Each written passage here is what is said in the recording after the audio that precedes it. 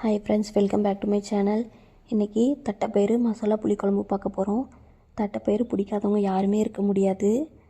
அதுலேயும் மசாலா புளிக்குழம்பு அப்புறம் சுண்டெல்லாம் செய்யும்போது ரொம்ப விரும்பி சாப்பிடுவோம் எல்லாருமே. இன்றைக்கி நான் தட்டைப்பயிறு மசாலா புளிக்குழம்பு தான் செய்ய போகிறேன்.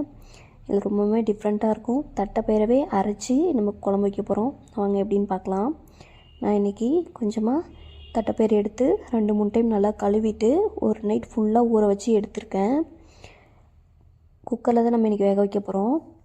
இப்போது கொஞ்சமாக உப்பு போட்டு அந்த கொட்டை முழுகிற அளவுக்கு தண்ணி ஊற்றி நல்லா மூடி போட்டு மூடி விசில் வச்சு விட்டுடலாம். இது ஒரு 3 விசில் வரட்டும். 3 வந்தால் போதும். 4க்கு மேலே நீங்கள் விட்டுட்டிங்கன்னா கொட்டை ரொம்ப குழஞ்சிடும், அவ்வளோவா நல்லா இருக்காது. இப்போ அது ஒரு பக்கம் இருக்கட்டும். ஒரு சின்ன நெல்லிக்காய் சைஸ் அளவுக்கு புளி எடுத்திருக்கேன். அதை ஒரு 2-3 டைம் நல்லா கழுவிட்டு நல்ல தண்ணி ஊற்றி ஊற வச்சுக்கலாம். இது ஒரு பக்கம் ஊறிட்டுருக்கட்டும். இப்போ நம்ம மசாலா ரெடி பண்ணிக்க போகிறோம். அதுக்கு ஒரு வானல் வச்சுக்கோங்க. வானலில் கொஞ்சமாக எண்ணெய் ஊற்றிக்கலாம். எண்ணெய் நல்லா காஞ்ச உடனே ஒரு 150 கிராம் சின்ன வெங்காயத்தை போட்டு நல்லா கலந்து விட்டுடலாம்.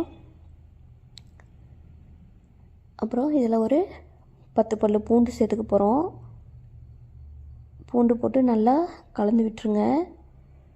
சின்ன வெங்காயம் போடும்போது தான் டேஸ்ட் ரொம்ப நல்லாயிருக்கும். உங்கள்கிட்ட சின்ன வெங்காயம் இல்லை அப்படின்னா நீங்கள் பெரிய வெங்காயம் கூட சேர்த்துக்கலாம். சின்ன வெங்காயம் போடுறதுக்கு ட்ரை பண்ணுங்கள். இப்போ பாருங்கள், லைட்டாக கலர் மாறி வந்திருக்கு. இந்த டைமில் 2 நல்லா பழுத்த தக்காளி சேர்த்துக்கோங்க. கட் பண்ணிவிட்டு தக்காளி போட்டு நல்லா கலந்து விட்டுறலாம். தட்டைப்பயிறு ஒவ்வொரு ஊரில் ஒவ்வொரு பேர் சொல்லுவாங்க. எங்கள் ஊரில் அதை தலனி கொட்டைன்னு சொல்லுவோம். அப்புறம் காராமணி சொல்லுவாங்க, தரணி கொட்டைன்னு சொல்லுவாங்க. உங்கள் ஊரில் என்ன சொல்லுவீங்கன்னு கமெண்ட் பண்ணுங்கள். இப்போ பாருங்கள், எல்லாமே நல்லா தக்காளியெலாம் குழஞ்சி நல்லா வதங்கி வந்திருக்கு. இந்த டைமில் ஸ்டவ் ஆஃப் பண்ணிக்கலாம். இதில் நான் இன்றைக்கி 2 டீஸ்பூன் மல்லித்தூள் சேர்த்துருக்கேன். கொஞ்சமாக மஞ்சத்தூள் சேர்த்துக்கலாம். அப்புறம் ஒரு 1/4 மூடி அளவுக்கு துருவின தேங்காய் நான் மிக்ஸியில் அரைச்சி சேர்த்துருக்கேன். தேங்காய் சேர்த்துட்டு நல்லா கலந்து விட்டுருங்க. இது சூடு ஆறின பின்னாடி தான் நம்ம மிக்ஸியில் சேர்க்க போகிறோம். இப்போ பாருங்கள், நல்லா கலந்து விட்டுட்டேன். இதுலேயே நான் மிளகாய் தூள் சேர்த்துக்க போகிறேன். ஒரு 2 டீஸ்பூன் தனி மிளகாய் தூள் சேர்த்துக்கிறேன். சேர்த்துட்டு இப்போ 1 டீஸ்பூன் ஃபுல்லாக மிளகு சீரக தூள் சேர்த்துக்கிறேன். சேர்த்துட்டு நல்லா கலந்து விட்டுடலாம். கலந்து விட்டு இது நல்லா ஆறட்டும். உங்கள்கிட்ட மிளகு சீரகத்தூள் இல்லைன்னா நீங்கள் சீரகம் மிளகு கூட நம்ம வெங்காயம் போட்டு ஃப்ரை பண்ணும்போது நீங்கள் போட்டு ஃப்ரை பண்ணிக்கோங்க. இப்போ இதை மிக்சியில் போட்டு நல்லா அரைச்சி எடுத்துக்கிட்டேன். இப்போ பாருங்கள், தழனி கொட்டை நல்லாவே வெந்திருக்கு. கரெக்டாக முழுசாகவும் இருக்குது, நல்லாவும் வெந்திருக்கு. இப்போ நம்ம தாளிச்சிக்கலாம். ஒரு வானல் வச்சுக்கோங்க. வானலில் கொஞ்சமாக எண்ணெய் விட்டுக்கலாம். எண்ணெய் விட்டு ஒரு 1/4 ஸ்பூனுக்கும் கம்மியாக வெந்தயம் சேர்த்துக்கிறோம். புளி குழம்புக்கெலாம் நம்ம வெந்தயம் சேர்த்தா தான் நல்லாயிருக்கும். வெந்தயம் சேர்த்துக்கோங்க. வெந்தயம் நல்லா பொரியட்டும். பொரிஞ்ச உடனே கொஞ்சமாக கருவேப்பிலை, ஃப்ரெஷ்ஷான கருவேப்பிலை போட்டுக்கோங்க. கருவேப்பிலை பொரிஞ்சதும் ஒரு 7-8 சின்ன வெங்காயத்தை குட்டி குட்டியாக கட் பண்ணி அதையும் சேர்த்துக்கலாம். சேர்த்துட்டு நல்லா கலந்து விட்டுருங்க. இப்போ நம்ம புளி ஊற வச்சுருந்தோம் இல்லையா, புளியை நல்லா கரைச்சி எடுத்துக்கோங்க. வெங்காயம் வதங்கினோடனே நம்ம புளியை ஊற்றிக்க போகிறோம்.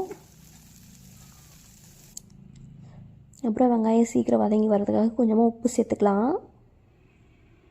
நம்ம கொட்டையிலையும் சேர்த்துருக்கோம், அதனால் பார்த்துட்டு சேர்த்துக்கோங்க கொஞ்சம் கொஞ்சமாக. இப்போது இந்த ஸ்டேஜில் கொஞ்சமாக பெருங்காயம் ஆட் பண்ணிக்கிறேன். பெருங்காயம் ரொம்ப நல்லது, கொஞ்சமாக ஆட் பண்ணிக்கோங்க. உங்களுக்கு கட்டி பெருங்காயமாக இருந்தால் மிக்சியில் போட்டு அரைக்கிறோம் இல்லையா, அப்போ சேர்த்துக்கோங்க. இப்போ எல்லாத்தையும் நல்லா கலந்து விட்டுறலாம்.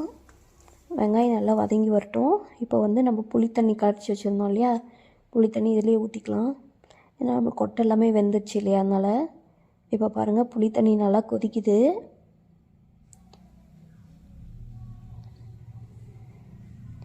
புளி தண்ணி கொதித்து பச்சை வாசலாம் போனோடனே நம்ம மிக்சியில் அரைச்சி வச்சுருந்தோம் இல்லையா, மசாலா எடுத்து ஊற்றிக்கலாம். ஊற்றிட்டு மிக்ஸி ஜார் அலசி கொஞ்சம் தண்ணி சேர்த்துக்கோங்க. நீங்கள் எக்ஸ்ட்ரா தண்ணி சேர்த்த வேண்டாம். குக்கரில் அந்த கொட்டை வெந்த தண்ணி இருக்கும் இல்லையா, அதவே சேர்த்துக்கோங்க. ஏன்னா அதை வேஸ்ட் பண்ணாதீங்க. இப்போது வேறு ஒரு பேஸ்ட் செஞ்சிடலாம். இல்லை என்னென்னா, கொஞ்சமாக தழனி கொட்டை வேக வச்சது எடுத்துருக்கேன், கொஞ்சம் தேங்காய், 2யும் போட்டு நல்லா பேஸ்ட் மாதிரி அரைச்சிக்கிறோம். அரைச்சிட்டு இதில் தான் சேர்க்க போகிறோம். நம்ம இப்போ பாருங்கள் வானல் கொஞ்சம் இடம் இல்லாததுனால நான் அந்த குக்கர்லேயே எல்லாமே சேர்த்துக்கிட்டேன். கொட்டை, அப்புறம் வானலில் இருந்த தண்ணி, மிக்சியில் இருந்த அந்த பேஸ்ட் எல்லாமே ஒன்றா சேர்த்துட்டேன். நீங்கள் எப்பயும் போல் வைக்காமல் இந்த மாதிரி கொஞ்சம் செஞ்சு பாருங்கள், சூப்பராக இருக்கும். இப்போது டேஸ்ட் பார்த்துட்டு கொஞ்சமாக உப்பு போட்டுக்கலாம். இப்போ பாருங்கள் நல்லாவே கொதிக்குது. ஆல்மோஸ்ட் வந்து குழம்பு ரெடி ஆகிடுச்சு. இப்போ நீங்கள் டேஸ்ட் பார்த்துட்டு உப்புலாம் போட்டுக்கோங்க. இப்போ பாருங்கள் லைட்டாக எண்ணெய் லைட்டாக மேலே பிரிஞ்சு வருது. நல்லா வாசனையாக இருக்குது. அப்புறம் ஃப்ரெஷ்ஷான கொத்தமல்லி இலை தூவிக்கலாம். ஒரு டைம் இந்த மாதிரி ட்ரை பண்ணுங்கள், ரொம்பவுமே சூப்பராக இருக்கும். உங்களுக்கு கத்திரிக்காய் சேர்க்க விருப்பப்பட்டால் நீங்கள் மசாலா போட்டிங்க இல்லையா, அப்போயே கத்திரிக்காய் போட்டுக்கலாம். போட்டு நல்லா வேக வச்சு இறக்கிக்கோங்க. பாருங்கள் எல்லாமே நல்லா கலந்து வந்திருக்கு. குழம்பு வந்து ரொம்ப கெட்டியாகவும் இல்லாமல் ரொம்ப தண்ணியாகவும் இல்லாமல் ரொம்பவுமே சூப்பராக இருக்குது. ஒரு டைம் ட்ரை பண்ணி பாருங்கள். நம்ம சேனல் பிடிச்சிருந்தால் லைக் பண்ணுங்கள், ஷேர் பண்ணுங்கள், சப்ஸ்கிரைப் பண்ணி